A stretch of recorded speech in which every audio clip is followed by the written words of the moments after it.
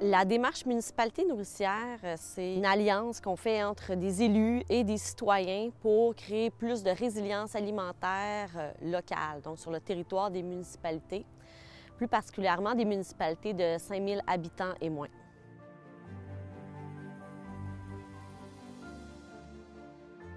Donc, dans les grandes thématiques qui sont derrière la démarche municipalité nourricière, il y a la question de l'adaptation au changement climatique. Il y a aussi celle de la sécurité alimentaire.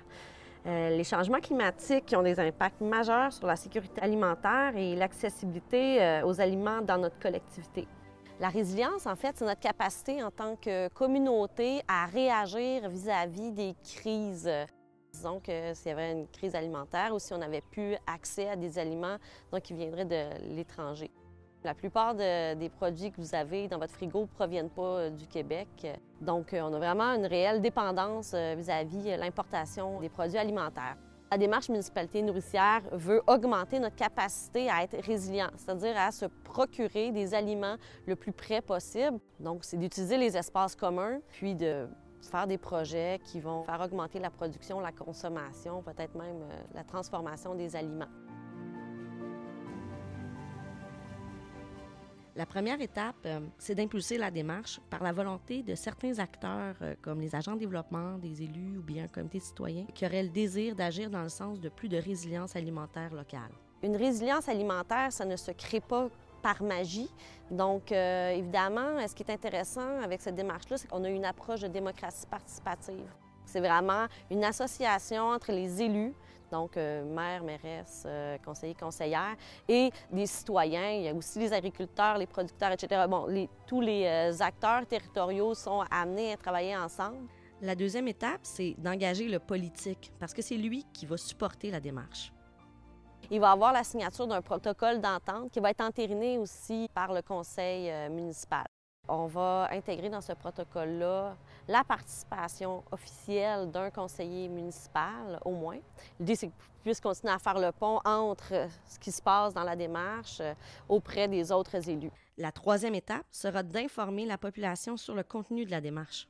Ça va être de faire une séance d'information où vraiment tout le monde est invité. Et là, on présente les grandes étapes et on présente aussi les raisons pour lesquelles on fait cette démarche-là.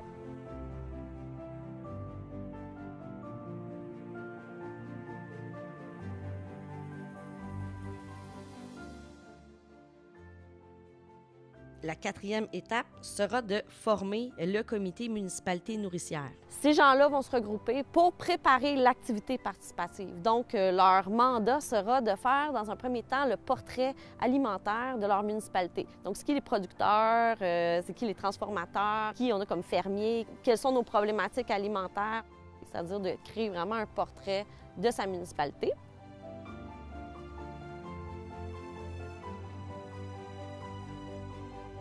La cinquième étape, c'est de préparer l'activité participative.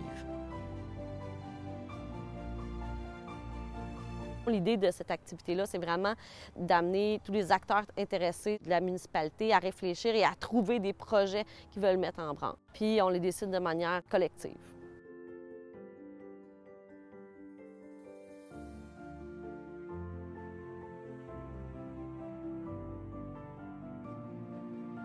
Finalement, la sixième étape, c'est de concrétiser les projets.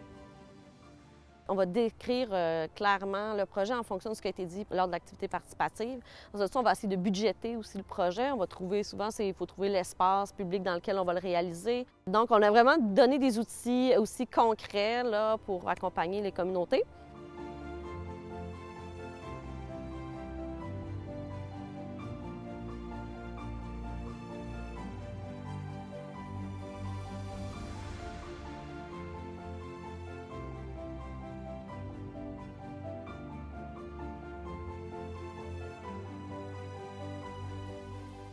Pour tout dire, là, la question alimentaire intéresse vraiment toutes les communautés. Là.